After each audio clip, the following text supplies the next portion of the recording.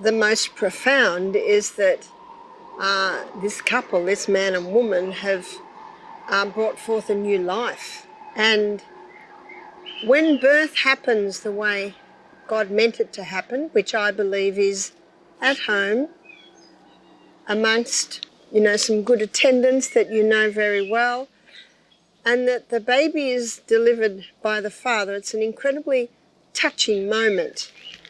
And only 2 weeks ago, my son had the beautiful opportunity to be able to do that. And I just think it's tragic that this is robbed of so many couples. And it often comes through fear that something terrible might happen. But it's birth is a natural experience. And I read a book recently about a midwife who'd been in Auschwitz, the concentration camp in Germany, and she delivered 3,000 babies in 2 years and did not lose a baby. Now this is in shocking conditions. The women were suffering from extreme malnutrition. The environment was far from clean, and yet this midwife didn't lose a baby. And I think of how many births seem to go wrong, or, babies that are died in childbirth. And when the statistics are considered, it's usually intervention or intervening too early instead of just letting nature take its course. And I believe that a couple should be very well educated on what birth is, how the baby is born, and also to have a trust in God that this is a natural process, because we are all what we are today, partly because of our birth experience. I'll give you an example of my grandson's married, and his wife are expecting a baby, and she's very fearful and had a fever and rushed to hospital, and we were so concerned about what will happen with the birth. And my daughter gave her a book to read on natural birth. Well, praise be to God. This young couple have just decided to hire a midwife and have a home birth. You see, it's knowledge. Knowledge is power. Now, birth is tough. That's why I think it's called labour. It's very hard work. And I think this hard work prepares the parents for some hard work ahead. And the Bible says in Proverbs 22 verse 5, train up a child in the way he should go, and when he is old, he will not depart from it. And the only way parents can successfully train their children is if they be united. And that being united should really happen even before conception, that they come to an agreement on how they're going to birth, how they're going to raise. It's not just the food, not just the house, the environment, but the parents being united has everything to do with successfully raising a child.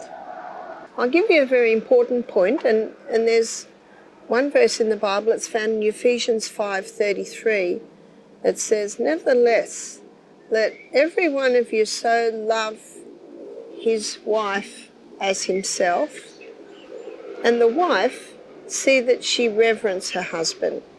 Just a small verse, just a very short one, but it actually says fathoms. And that verse is the basis of all successful parenting, in that the wife reverence her husband. That means she has great respect for her husband. And the husband, that he love his wife. It doesn't tell the wife to love her husband, because women just love. Women are usually of a softer, more gentle nature. And men, like the husband means house band. They're the warrior, they're the protector of the home. And sometimes men can be so busy concentrating on this that they forget to love their wives, to be tender to their wives. They should tell their wife every day that she is beautiful, that he loves her. And oh, that will do so much to help the wife reverence her husband. So it really is a two-way thing. I became a mother at the age of 23, and I ended up giving birth to 6 children, and I had the great advantage of being brought up in a Christian home and being one of 5 children. Second eldest girl, so my mother used to call me the second little mother. I did a lot to help with my little sisters, and I just loved my baby sister, who was born when I was 8. And I really think a lot of parenting skills are learnt when we're a child. My first husband, the father of my 6 children, he was one of 8 children, and that was also a happy home. And I loved going to their house for family get-togethers because there were children everywhere. There were adults everywhere, and everyone just fitted in. And that was very, very nice. And the blessing was that we were both raised very similar, and we both raised our children very similar. And we were born in the 50s, raised in the 60s, and there was an old saying, children should be seen and not heard. Now, some people do not like this saying, but I quite like it, because it's far better for children to listen. They learn a lot when they're listening. And yes, we should listen to our children, but they shouldn't be the vocal point in many conversations. It is better for them. It is better for them to learn. And so coming in on a fairly level ground certainly helped with my first husband and I parenting skills. We were both psychiatric nurses. We'd both been trained in dealing, especially at the hospital where I trained at. There was a emotionally disturbed children's ward. And I learnt a lot working on that ward too, and I saw children come in a terrible state, emotional state, and I just saw little by little them begin to heal, just because they were treated well. There were firm rules in the ward, but there was also tenderness. So I guess my parenting skills were all developed from this. And then at the age of 26, I became a Christian. And when I became a Christian, my whole world turned around. I stopped drinking and taking marijuana, and my mind became clear, and I wanted God's way. I wanted to raise my children as God would have them. At that age, my youngest was 3, my other child was 5, and being little children, we'd already raised them in firm but tender guidelines. Well, I think even before I became a Christian, what was very important was obedience.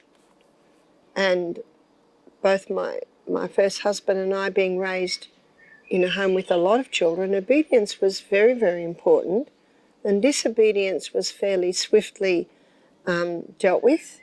There were consequences, and I have found that that's really God's way of raising children, is there's always a consequence.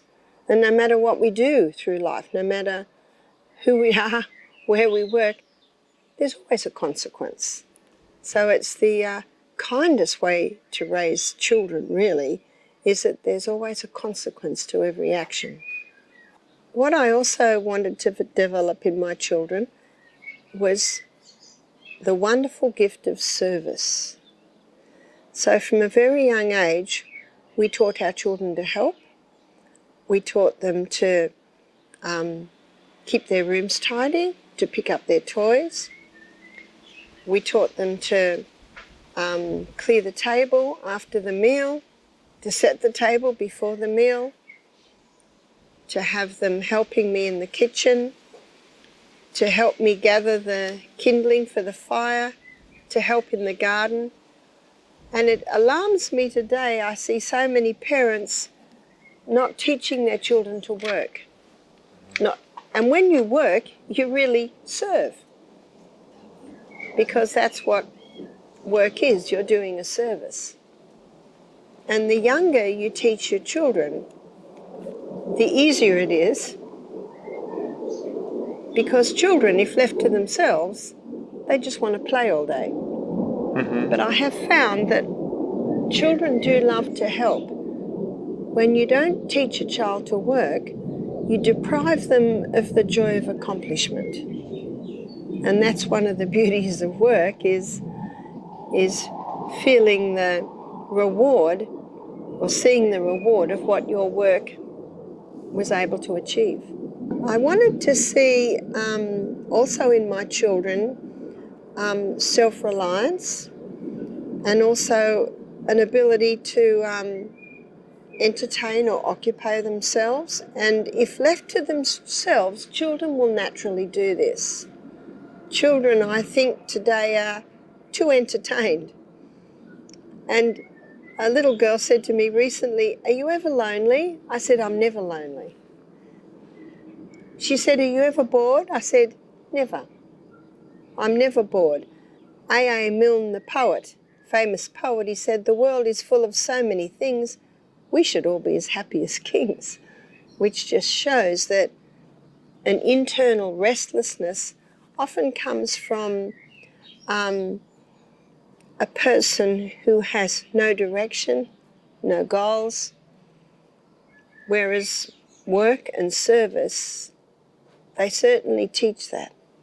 I very much wanted my children to love and to know God, and I think that's paramount. We always had evening and morning worship, and I think that's very important. And what I did with my children, I always took morning worship. My first husband was not a Christian, and we always had a few hymns. And I would hear the children through the day humming those hymns. It's lovely to put these tunes in their head. And in the evening, each child had a turn of having evening worship. They could choose the song, and an evening it might be a little scripture song. They could choose the story, and usually of an evening we would do a character building story or a story from the life of Jesus, and they would say the prayer. And I have found that it does a lot for children to give them responsibility. And they loved being able to plan the evening worship. I probably would let them begin that from the age of even 4. And if it was at the age of 4 and they weren't quite reading yet, then they could have an older child help them. They would say the prayer, they would choose the story, and the older child might read the story. The first lessons to teach really is regularity and routine. And that probably first comes with feeding. So I would feed my babies, probably at first I would feed them too early, and then by 3 months, maybe 3 months, it's eased out to 3 hourly. And my babies used to fall asleep when they fed in the morning, usually fall asleep when they fed in the afternoon, and I would lay them down. I found that children love routine. So doing the same things at the same time every day, it's almost as if it gives them a security because they know what's coming and what's next. My babies rarely cried. I think that if a baby cries, there may be something wrong. And if a mother has her baby near her most of the time, she can prevent a lot of crying. If the baby's fed, if the baby's bathed, if the baby's changed, if the baby is put to sleep on time, babies rarely cry. If a baby cries, there must be something wrong. Yeah. So then you would begin to investigate. Sometimes the baby would react to the milk because the baby might be allergic to something that the mother's eating. And often it's usually milk products, and sometimes it can be the hybridized wheat of today. Sometimes cabbage, onion or garlic can upset a little. So there's a little bit of trial and error for the mother to see what works best. And most nursing mother associations do suggest what I have just suggested if the baby has what is often called colic, or a little bit of an upset in the afternoon. Now, one of my babies had this particularly. She was my fourth baby, and she was a 10-pound baby, so it was a little bit of a squeeze giving birth to her. She was a home birth, and I birthed her mostly in the water. And that little baby was upset quite a bit. So I used to put the baby in a sling and carry the baby a lot. And I also had to make some massive adjustments to my eating. And I found that chamomile tea, she had a little dummy. I think sometimes people call it a pacifier, and I would just dip that in all through the day, dip it in the chamomile tea. So she'd get little drops all through the day, and that made a huge difference. So I do understand sometimes there are babies like my fourth baby who had a slightly difficult birth, maybe because it was a bit of a squeeze, whereas my next baby and my baby before that, you know, I hardly had ever a cry out of them. So again, if a baby is crying a lot, need to investigate because it shouldn't quite be. There's a lot of controversy about this, so I'm going to use history and common sense here, and also my personal experience. When my daughter Emma was only 6 weeks old, she got whooping cough and was hospitalised for 6 weeks. She got so severe she had to be resuscitated at one point. And the nurse that resuscitated her, he's a male nurse, he and I became quite good friends. I'm 23, he's 38. He was in charge of the malabsorption syndrome ward in Sydney's biggest children's hospital, and he told me that a lot of children in that ward had malabsorption syndrome because they were fed starch too early. Now, this had quite an effect on me. So, and then I began to investigate, and I discovered that traditionally babies were not fed food until they were almost 2. And then I looked at the teeth, and the first teeth at the four at the top, 4 at the bottom, and they're called milk teeth because that's all babies should have. But by then, when the teeth come, the baby's starting to sit, the baby can feed themselves. So I call it taste time. You give them a piece of cucumber or a piece of apple or a piece of pear. And a lot of it will go everywhere. Little bits might get in, but that's fine because it's taste time. So the teeth appear between 7.5, maybe up to 12 months, those teeth are coming in. And at about 14 months, then the molars appear. They're the grinders, and we grind grain. And then I discovered that the glands in the mouth release ptyalin, which is a salivary amylase that breaks down starch. That's not released until the molars are through. So babies should not have starch until the molars are fully through. This is such a misconception today. Parents are told to give their baby rice cereal, which is pure starch, at 6 months of age.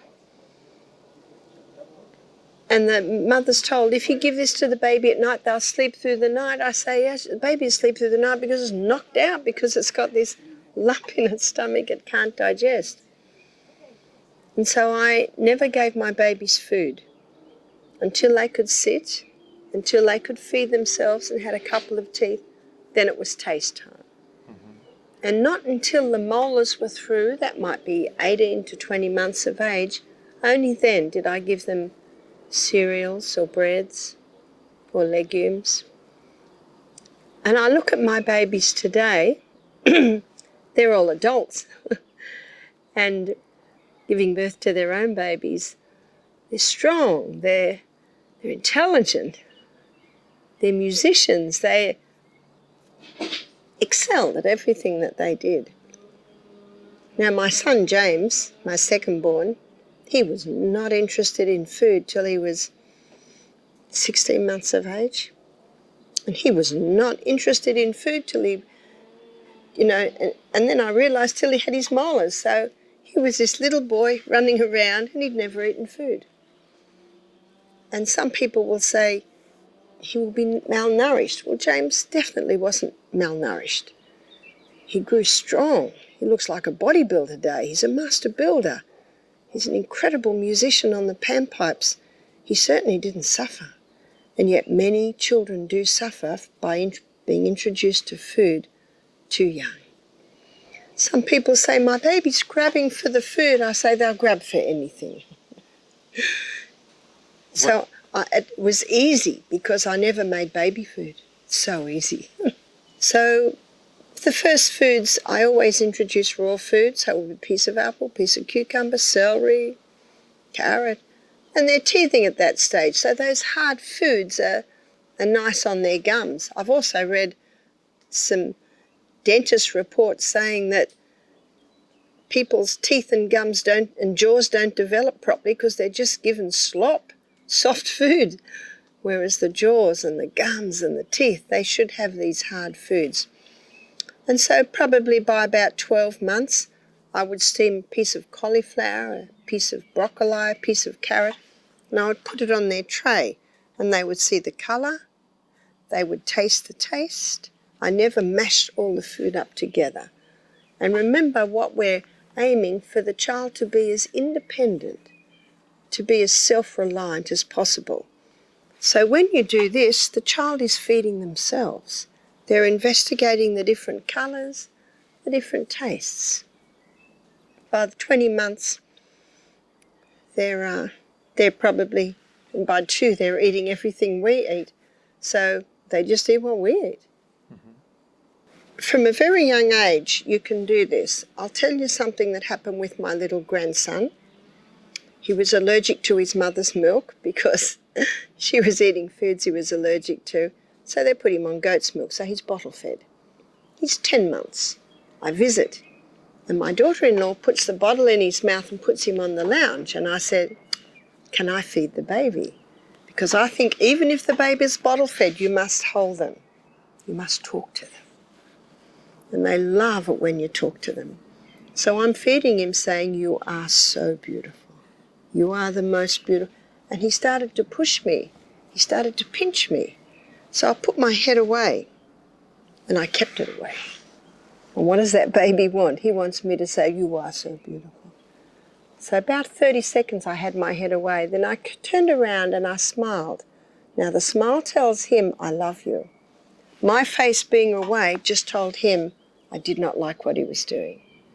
Now this happened 3 times in that feed. And the 4th time I kept my head away for a minute. Oh, he did not like that. And when I came back, I smiled. The smile says, I love you. Do you know, he never did it again. So can you see that you're teaching guidelines and obedience from a very young age? May I say too that I never fed my children between meals. So even little ones, they only ate when we sat to eat. And it's such a temptation for mothers to give their little ones bits of food all day to keep them quiet, to keep them happy. But I never did that, because then they don't eat at their meal. And then they don't, and then because they didn't eat their meal, then they're starting to get hungry within a couple of hours. Then they want something to eat. It's a vicious cycle. And so the rules of the home were you stay at the table. You stay at the table. Breast milk digests very quickly. And when they're being partly breastfed and partly food, they don't need much at the meal table because they were breastfed. Mm-hmm. Well, the guidelines in showing the little one that there are things they can do and there are things they can't do. They can't pull at the wires on the television or the technology. They can't, there are some areas that a child cannot go. So what I would do, I would say no, and then I would take them over to another area. And if they crawl back, I'd say no. And I'd take them away and put them to another area. And maybe the third time, if they try and do it again, and a little chopstick's good, you just tap them on the hand hard so it stings, and they cry. And you say, you can't touch that, and take them away. Now, a lot of children will learn by being moved, but some children with a perhaps stronger will, they need that little sting to do that. And I had a lady say to me once, oh, I get so upset with my husband when my little one, a situation like that, is trying to pull at the cords. He smacks the little one on the hand. She said, he smacked my baby. I said, you must stop that. You must stop that immediately. Now, what she's doing is she's being irreverent to her husband. Now, her husband knows if that little one puts his teeth through those electrical cords, he could do far more damage to himself than the smack on the hand. And she was taken back by what I said. I said, your husband's showing a kindness to your little one, and your little one needs to see that you support him in that. And look, this is happening when a baby, now, if this isn't dealt with as a baby, and I'm not talking about the baby, you train the baby, I'm talking about the parents being united. That's of the utmost importance. And a lot of women don't realise they're being irreverent to their husband when they don't support him. See, what you'll find with little ones, you talk less. The less talk, the better, and it's consequences. It's consequences. And so it's very important, I taught from an early age, when I call, the child must come. If I call and the little one does not come, then there's a consequence. And something that children hate, they hate having to sit on a stool in a corner for 5 minutes. In fact, Super Nanny, she was a very famous nanny that taught child training. She said, age +1, so the 3-year-old sits on the stool for 4 minutes. The 4-year-old sits on the stool for 5 minutes. They do not like that, to sit on a stool in a corner. And if they get up, then you start the stopwatch again. But there must be a consequence. And if the consequence doesn't hurt, they'll just do it again. Well, this small one about the smack on the hand, and it's more than a tap, because if it doesn't sting, the child doesn't get the message. And that might be a crawling baby. Now, one lady said, my child bit, so I bit him back, but I don't agree with that, because you're trying to stop them biting and that you've bitten. So I'll tell you what I did with my son Peter. He bit me when he was feeding. He was 10 months old. That hurts. When a child sucks, they use their tongue and their top lip. So for a child to bite, they have to pull their tongue in and physically, choose to do that. Now, Peter was not being naughty. Peter was just trying something out. But I must show him it's unacceptable. So I quickly put him down on the floor and I walked out of the room, and oh, did he cry. I waited a minute And then I came in and I said to Peter, will we try again? So this is just a baby, but they read you. They read you very well. I did not pick him up until he'd stopped crying. Now, if he'd fallen and scraped his leg, of course I pick him up straight away. But this is different. So I said, stop your crying. And as soon as he made an effort to stop, I pick him up and I start feeding him again, and I'm smiling. And the smile says, I love you. Me walking out of the room and just stopping the feed told him there was something unacceptable here. As he's feeding, I'm smiling. And my attention is taken by another child. He's my 5th child, so there's lots of children. And I noticed he stopped sucking. So I quickly looked at him and I said, yes. And I looked him straight in the eye and he started sucking again. And he never bit me again. So if a child bites another child, there must certainly be a consequence. The child must sit on a stool, sit in a corner, and when they've stopped crying, then you bring them over, you get some cream and get them to put the cream on the child that they've bitten, and then they must apologise. So there must be a consequence. If you consequence quickly, swiftly and straight away, I have found it won't happen again. I like the idea that the punishment fits the crime. As I just told you, if a child bites another child, there must immediately be a consequence. The child must be put aside and sat on a stool. That's their consequence. And then when the time's up and they've stopped crying, then they must see what they have done and see how they've caused pain and put some cream on the wound, as I said, and apologise. And if they say, no, I won't, if they won't apologise, they sit back on the stool for another 4 or 5 minutes, then we try again. But you keep at it because there must be a consequence. So I like punishment fits the crime, but for obedience, or if a child harms another child, there must be a very swift consequence. I never let any of my children fight. I never let them hurt each other. I was very swift on consequences there. If I heard voices raised with my 2 children, or between 2 children, I would drop everything and I would run. And I would say, what's happening? So my children knew straight away that was totally unacceptable. You don't do that.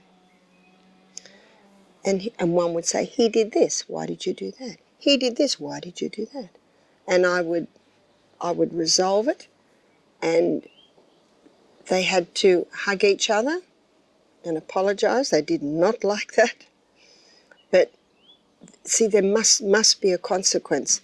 Now, my children could debate and we could discuss an issue, but they were never allowed to yell and they were never allowed to be unkind.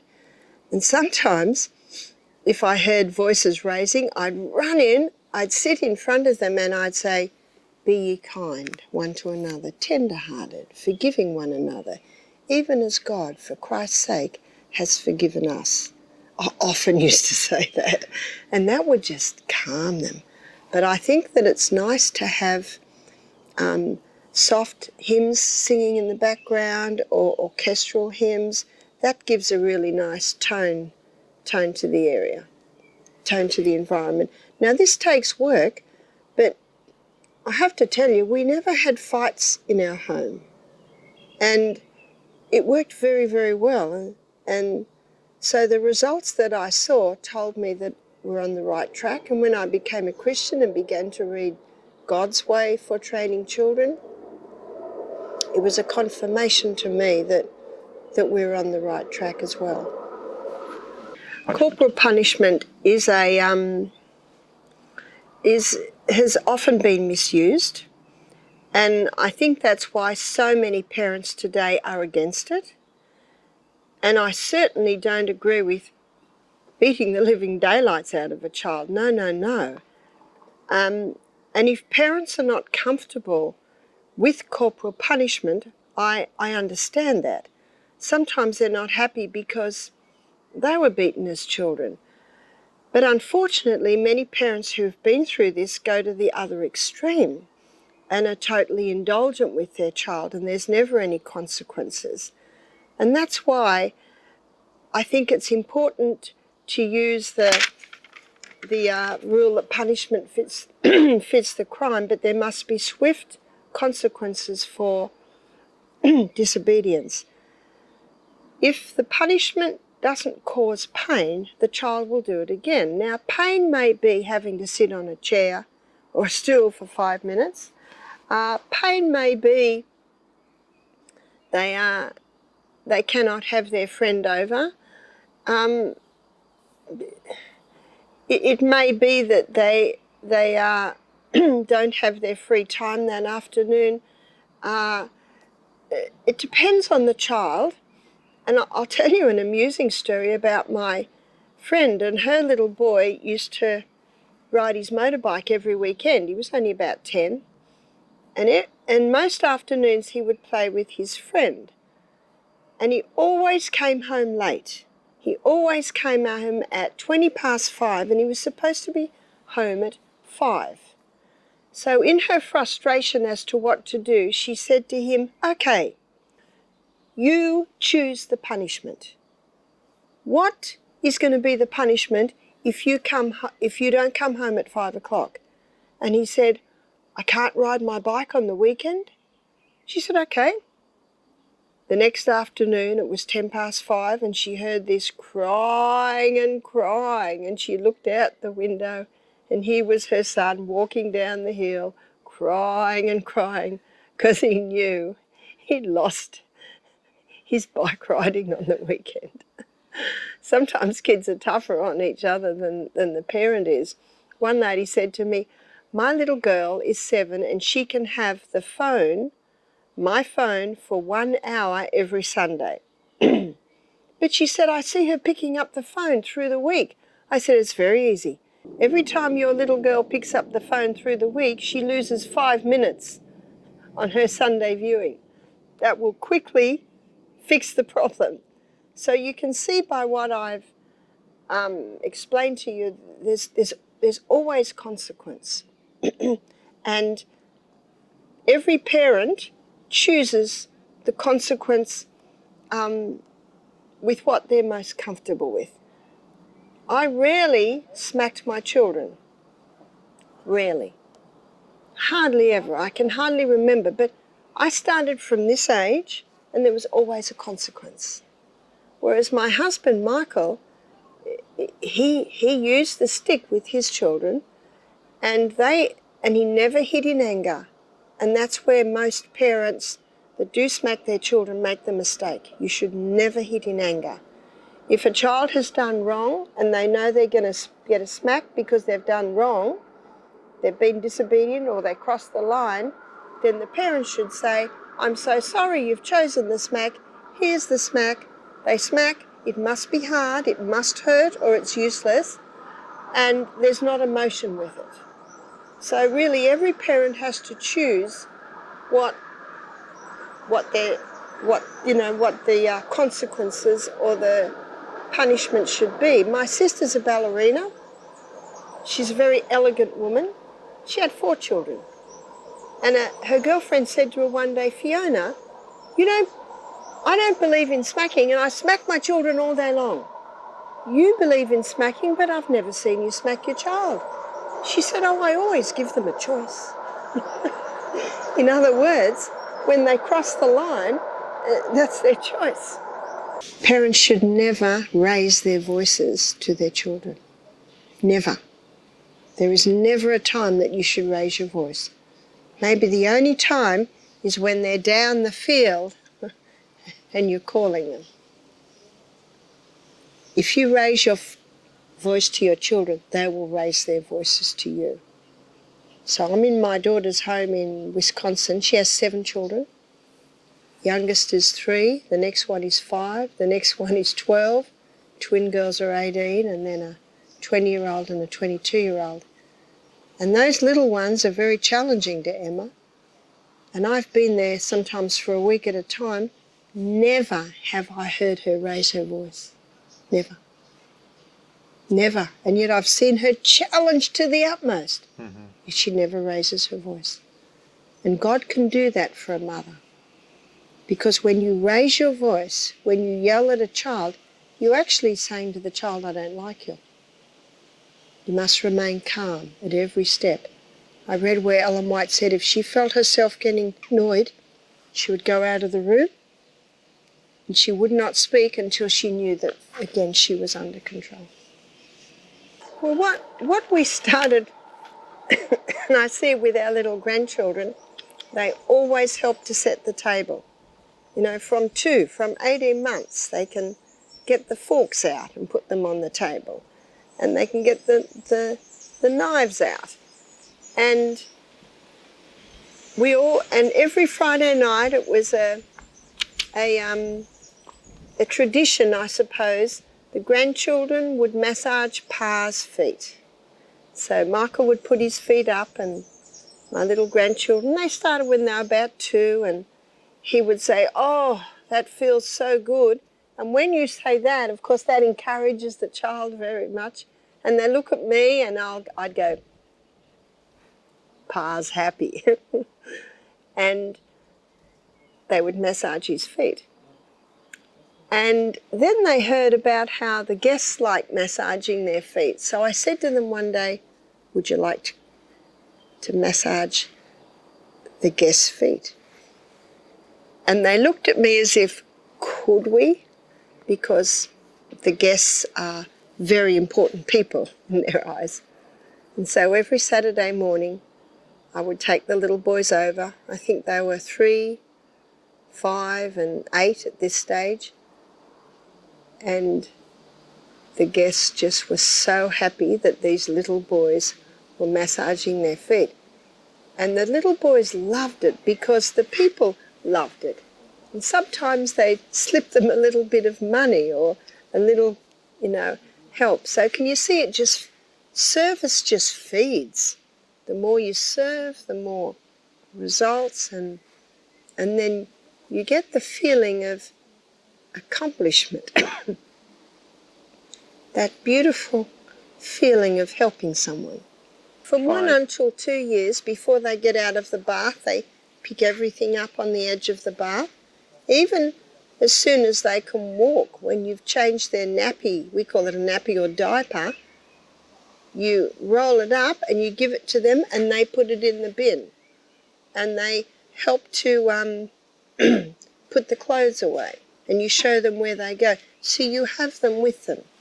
And I used to get in the shower to scrub the shower, and I'd give them all a little scrubber, and they'd be in there with me scrubbing the shower from the age of 2, from a very young age. I would always have them with me working, weeding in the garden. And the 2-year-old can't really discern what's the weed and what's the flower, but often they'll get happy with just playing with rocks or playing with worms. It's the best toys for children. And when my grandchildren used to come in the garden with me, Lennox was 3, Sophia was 5, and whenever they'd see me in the garden, they'd run down to the vegetable garden. And I'd give them a little section themselves, and they'd dig and they'd make little sections, and then they'd cut the turmeric leaves and make little beds, and they were so happy just to be in the garden. And we used to dig out the nut grass, which is a horrible grass. It's got a nut and then a thread, then another nut, then a thread. And so we're digging deep, and then we'd sing, deep, deep as the ocean. We'd sing that at the top of our voice, looking for these nuts. And then whenever we'd get the nut, we'd sing the Hallelujah chorus. So you can see you're teaching the children the hand of God in everything they do, and how that nut grass is like sin. You've got to get those weeds out, and song is a lovely thing. Two, the children love song. I didn't accomplish much less because I just kept at it. I just kept at my work, but I'd be talking to them, I'd look at them, I'd laugh at them, but I'm still working. And the fact that I notice them, the fact that I'm engaged with them, and I was watching your mum the other day weeding with Jaden, and she was chatting away to him and he had some worms, but she was weeding a lot. It didn't stop her. So if you incorporate in, it actually doesn't that take that much less time. So what I would do with my children, they were always with me. But they'd be with me in the garden, they'd be with me in the kitchen. And because they were always with me, sometimes they'd wander away and play with their cars and play with their blocks. And of course I was very happy to see that because they're occupying themselves. So I think it's very important that, you know, if a child wants to be all right all the time with the mother, well, work with the mother. Work with them. And then after a while the child might want to go away a little bit, and they can. But I think that's the way that you teach them to occupy themselves, is you have them with you. And then little by little they'll often wander away. It is very difficult when the father and the mother work. I never wanted to do that. I felt that raising my children was the most important work that I think that God has given to humans, because it is our role to mould these little minds after the pattern of Jesus. And as Deuteronomy says, here a little, there a little, when you rise up, when you walk by the wayside. And if other people are raising your children, that can't happen. I used to say to my friends, I would rather live in a tent in a field than have my children with me. I think this is something that the parents, it's important for them to discuss before they have children. And I know my husband Michael, he said that his first wife wanted to go back to work when the youngest was 6 weeks old, and he said, well, I will raise the children. He didn't want anyone else raising the children, so he came home and he raised the children. And as a man and a worker, he never entertained the children, but he had them always with him. And he was building. And so his little boy would get little blocks of wood, and they were his cars, and his little girl would get a bigger block of wool and wood and wrap it in a little cloth, and it was her baby. Children will naturally play.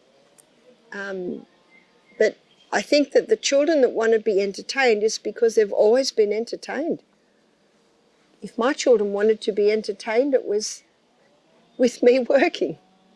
With responsibility is from a very young age, I taught my children to work and be responsible for their cars, be responsible for putting their diaper in the bin, and when they've finished their meal, to take it over and rinse it and put it, well, we never had a dishwasher.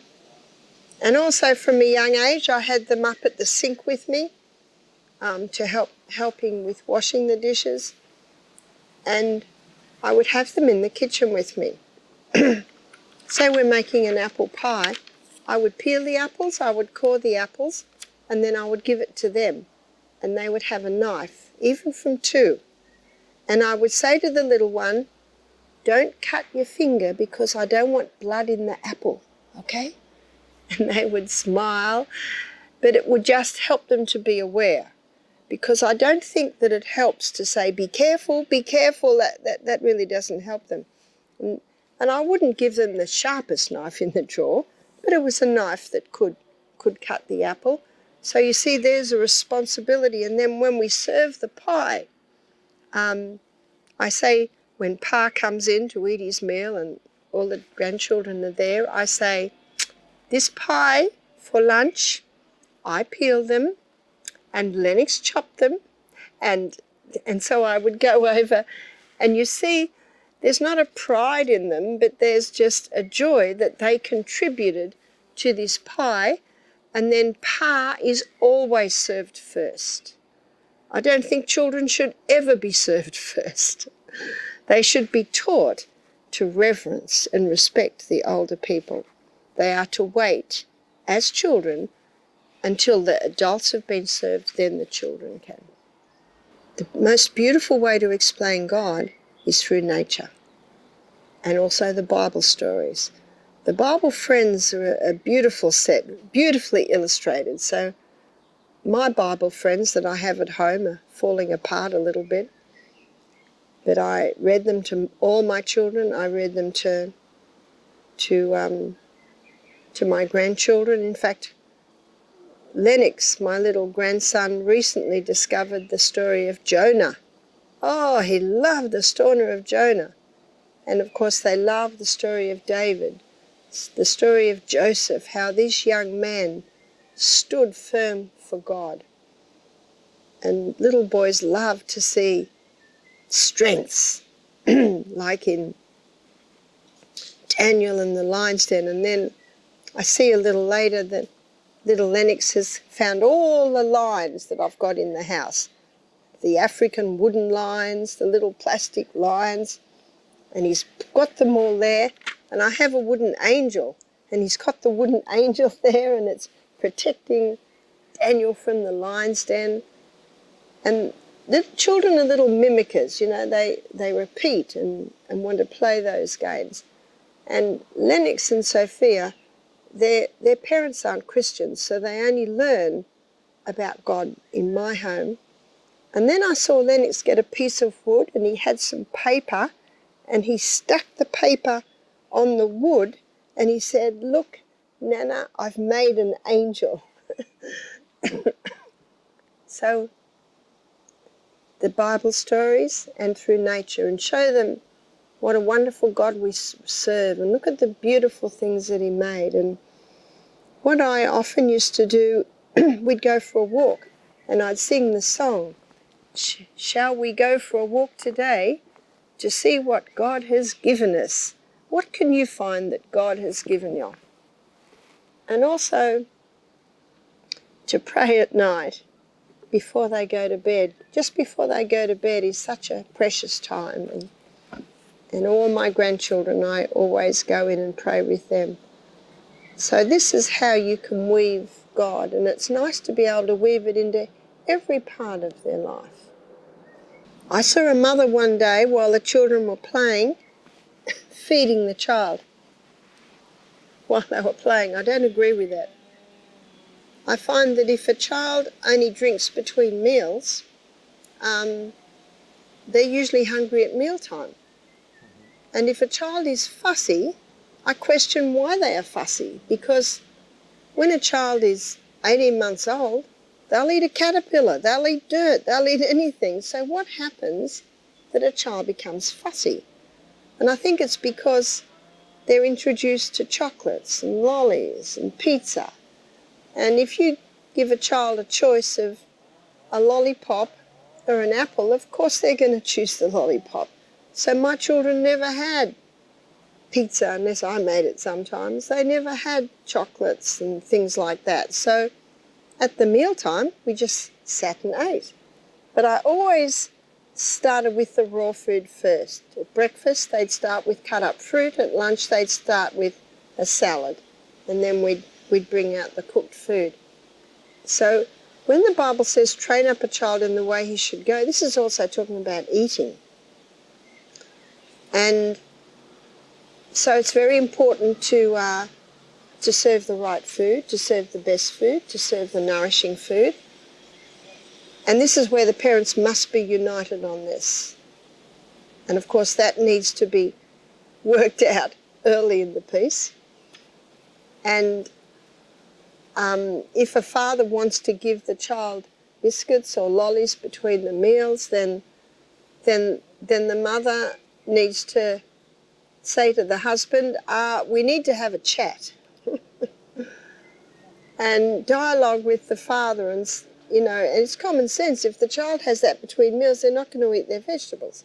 If they don't eat their vegetables, their body's not going to get the nourishment. So that's an important thing. But if a child does not want to eat, make sure they don't have anything to eat between meals, and when they sit at the table, they must stay there. They must stay there until the meal has finished. And what if they don't want to eat? I'd say, that's all right, but you must stay there. And then you don't give them any attention, and everyone eats. And you know what you find? Often they'll start eating. So it's important not to make a fuss of the food. And also let the child choose. They can choose between an avocado or a tomato. They can choose between cabbage or lettuce. They can't choose between pizza and lentils. You know, that common sense is needed there. But, you know, I find that if the food's attractive, and children love dipping, make a dip, make a hummus dip or an avocado dip. And most children love raw carrot and raw celery and dipping it in there. You have that on the table first. And then the fruits and the vegetables, the nuts, the grains, the legumes. There's everything that God designed necessary for the human body. It's the best. It's the Garden of Eden diet. And I've certainly found that in my life. There are cultures that prove that. You know, The Blue Zone is a book written on people that live long lives, and they found that a lot of them were vegetarian. Some of them, if they ate meat, it was only a very small part of the diet, like on festive occasions. I just had an email today. Lady said, my child's 6 months old and not sleeping through the night, still waking 4 times. I wrote back and said, that's perfectly normal. So did my babies. My baby started sleeping through the night from about 2.5, so I just slept with my babies. And if they woke, I just stuck them on and went back to sleep. And not every mother is comfortable with this. So my daughter just has a little cot right next to her bed. So if her baby wakes, she can just pull the baby in, feed the baby. Then when the baby falls asleep, put the baby back. You have to do what you're comfortable with. One lady was happy to sleep with the baby, but the husband wasn't happy. And I always say to the mothers that sleep with their babies, you must give your husband a few hours in bed without a baby. So I always fed my baby to sleep and then laid them in their little bed, and then my baby would wake maybe 4 hours later, maybe 3 hours later. So husband is number one, and that's how the woman reverences her husband. Her children and her husband must know that the husband is number one. So one lady, her husband did not like the baby in bed, so she would feed the baby to sleep, put the baby in the little bed, be with the husband for half the night. Then when the baby woke, she just went into another room and slept the rest of the night with the baby. So it's just whatever works. Because I slept with my baby, I was not tired. I slept well, but I would go to bed early. So I would try and be in bed by 9. I also think it's important to put the children to bed early so that the husband and wife have a few hours without children in the evening. Maybe 6:30 or 7. My daughter-in-law, she puts her babies to bed, her little children, 6:30, and they wake up at 6:30. See, children need a lot of sleep. They need a lot more sleep than adults. There's an excellent book called Have a New Kid by Friday. So this book shows that by Friday you can have a new kid. In other words, in a few days you can change things around. And it's all about consequences. So she could even say to the child, I'm terribly sorry that I've allowed you to speak to me like this all these years, but things are changing. I'm not going to let that happen anymore. So if you speak to me like that again, you're going to lose your iPad for the day. You find the consequence. So the people I'm talking to, I'd say, excuse me, and then I'd squat down eye to eye with the child and say, sweetheart, I'm not going to talk to you now. I'm talking to these people. In 5 minutes I'll be finished. You are not to interrupt anymore, okay? And I would smile. So you're clear with it. And if he keeps interrupting, you say, sweetheart, if you keep interrupting, you'll have to sit on that little stool over there for 5 minutes. So again, it's consequences. Mm-hmm. Well, in the book Have a New Kid by Friday, he says, say it once and leave the room. And then the question is, but what if they don't do what you ask? There's a consequence. Mm-hmm. There's always a consequence. And the whole book, it's a fascinating book, it's all about consequences, the whole book. You know, the best friends that a child can have are their parents. Children don't need other children. And if there are other children around, nice. But if they're around, it should be for short times and you should be there. Because you can have a naughty child that can undo your training in an afternoon. So it's very important to protect your children against the influence of other children. What children need most is to work. What children need to do is learn service. They need to become self-reliant, self-sufficient and obedient. Other friends, it's not that important. And what happens in school today, 5-year-olds talk to 5-year-olds. 10-year-olds talk to 10-year-olds. But in the homeschool where I homeschool my children, people used to say to me, your children talk to me, because my children learnt to interact with 2-year-olds, 10-year-olds, 20-year-olds, 80-year-olds. That's the best social. You keep them with you. I'll give you an example. We went to a church one day, and my youngest was 12. Actually, I think my oldest of my 2 youngest boys were 10 and 12. And after church, I was speaking to friends, which of course is most enjoyable. And then I looked over and I saw that my 2 boys were talking with some other boys who were naughty boys. So I said to my friends, excuse me, I must go, my sons are in danger. And I went straight over and I smiled. And I said to the naughty boys, how you going, boys? How's school? And I smiled the whole time. You're still riding your motorbike? And you get them chatting. And you know they like you being there because you're interested in them. So I just stay there. And another time, we were at a friend's house for lunch and there are a few families there. And you always have your eye, where are your children? You don't let them know you're watching them, but you have an eye where they are. And I noticed the children weren't around. So I went out the back and there was like a van and they were in the van with other children. So I just went and looked in the door, big smile, said, hi guys, and went in and just sat in the middle of them and just smiled and chatted with them, how you going? And they don't get upset and they don't get angry, but me being there means there's just a better tone. So you have your child with you, and I'll tell you another thing that happened. We had this little girl, she was only 18 months old, and every time she visited, she'd bite all the other children. And her mother would stand there saying, I don't know what to do with her, she bites all the other children. So whenever she'd visit, I'd go and pick up the little girl and I would just carry her the whole day, because then it protected all the other children. And this little girl was so happy because no one had given her so much attention. And then I might say, what's the biggest mistake? It's indulgence. That is the worst thing that you can do for a child, is not to correct them, not to allow consequences for their actions. That's the worst thing you can do. So if a parent has done, and maybe a parent might say, I'm sorry, I got really angry and I just hit my child around the head.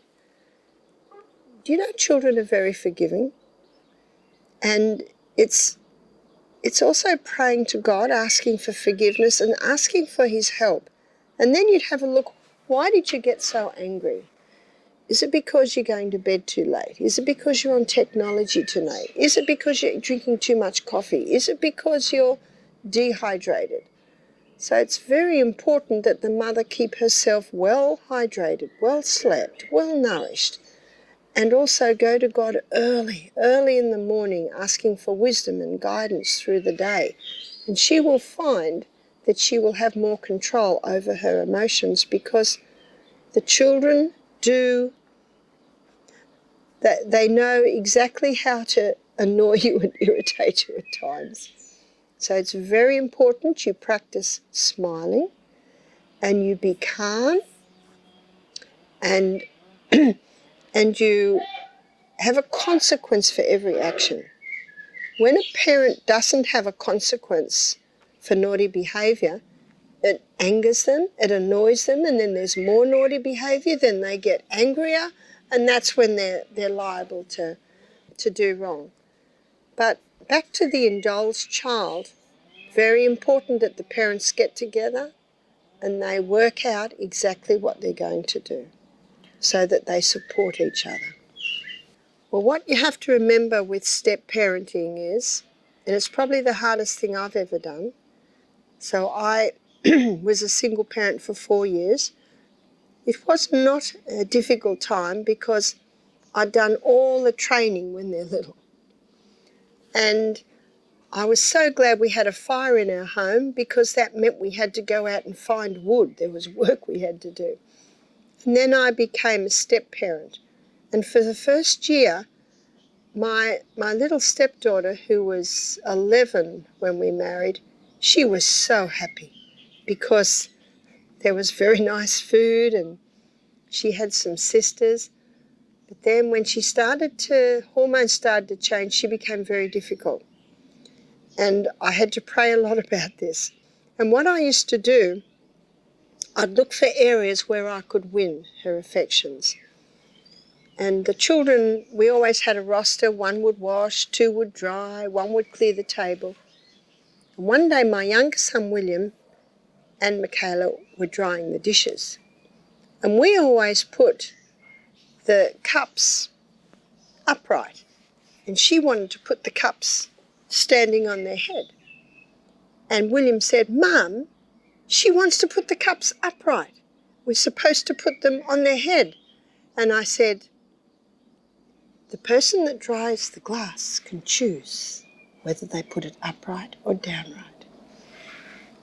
And he was not happy with my answer, but I could tell she was. It doesn't matter about William. I've won him. He's my son, from this age. So sometimes I'd veer to the stepchild purely because I knew I had to win. I had to win the stepchild. And you've got to remember that you have this natural affection to yours, which you don't have to your stepchildren. But God in his wisdom and mercy can help you and give you wisdom there. As a friend of mine said to me once, when you correct your children, they know they've done wrong. When you correct your stepchildren, they think you're picking on them. So it's not an easy road to travel, and it was not always easy at all.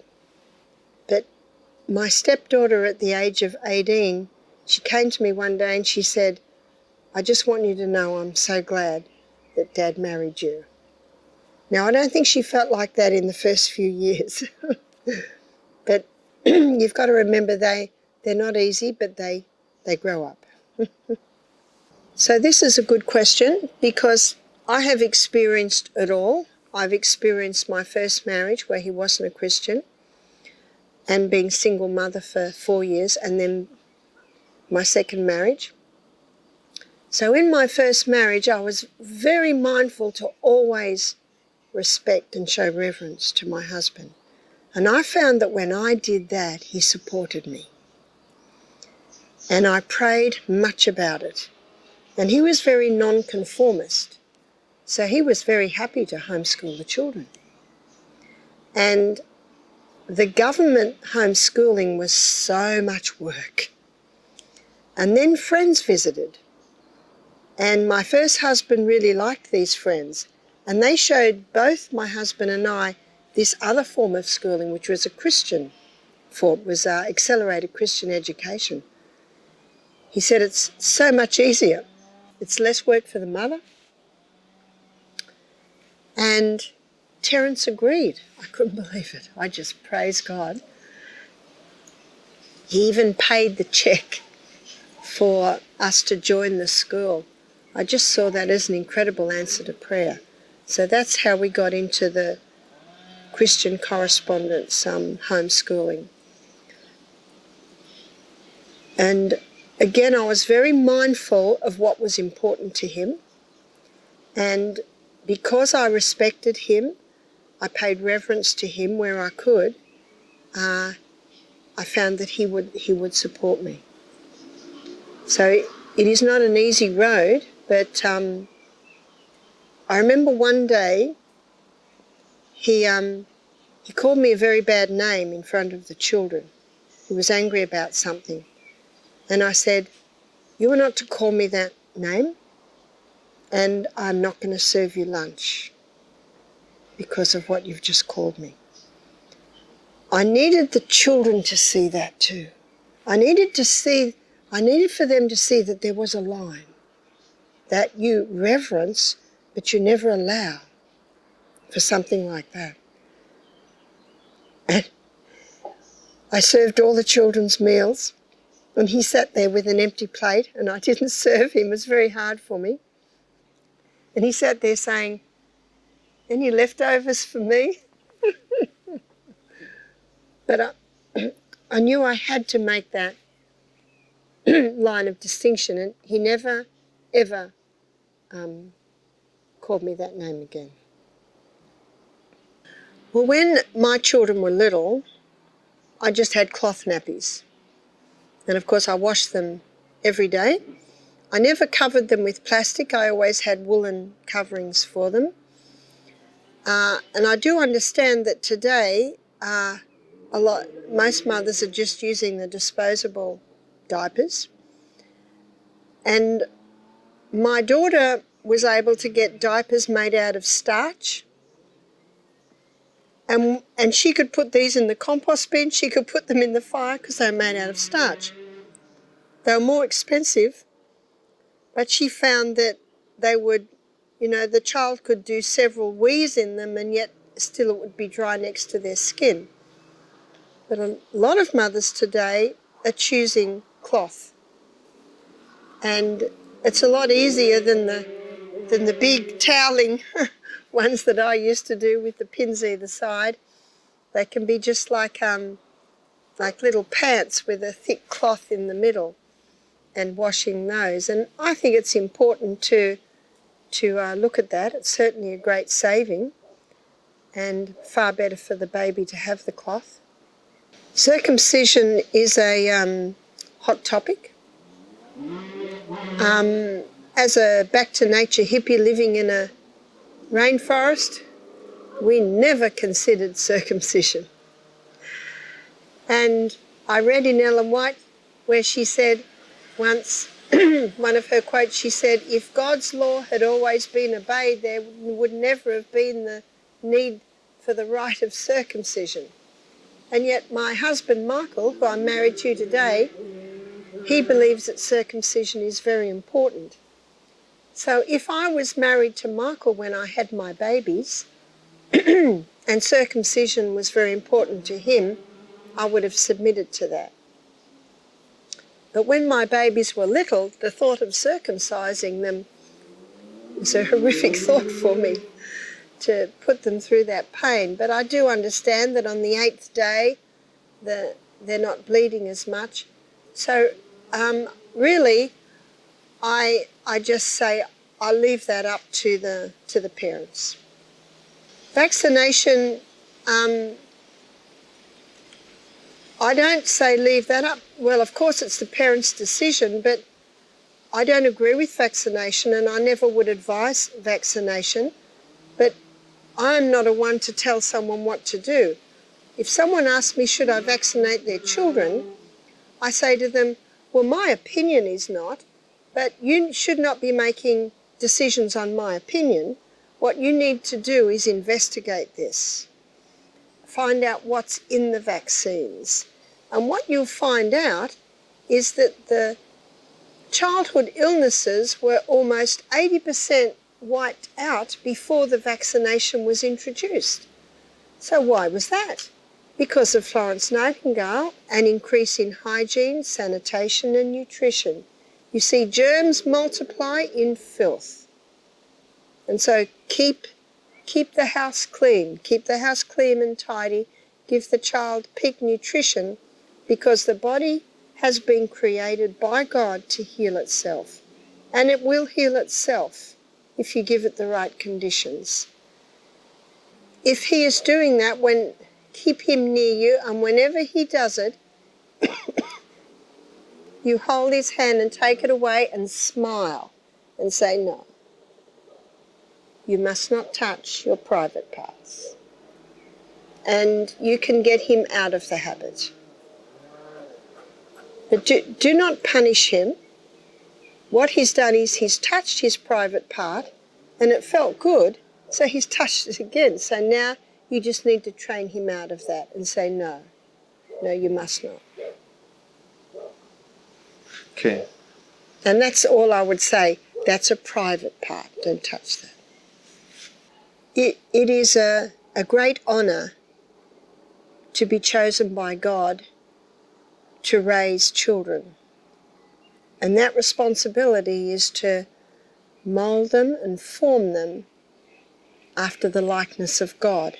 Because Genesis 1:26 says that man was created in the image of God. When the Bible says train up a child in the way he should go, this is true, because a child left to themselves, the proverb says they turn out to be ashamed to their parents. And training is like guiding the will. And it's just like guiding a vine around a tree. If you pull that vine, you'll break it. If you let it go wherever it wants, it'll go all over the place. And hardly ever will it go around the veranda pole. But the will should be gently guided and directed. So every day, guide it this way. Every day, guide it again. The will shouldn't be battered to pieces, and it shouldn't be allowed to go wherever it wants, but gently guided and directed. And that's the beautiful gift that God has given to us as parents, as grandparents, to carefully guide and direct that will. Grandparents, please don't indulge your grandchildren. Please work with the parents. So a lady said to me one day, oh, you must spoil your grandchildren. And I smiled at her because I knew she would not like my answer. But she pushed me. She said, you must spoil your grandchildren. And I said, no, I don't. Spoil means to ruin something beautiful. Grandparents, if you support children in the way they're raising their children, they will love that. And if your children aren't raising your children, they're indulging them, well, you will have the wonderful opportunity when they're at your house to gently guide them and direct them in the right way.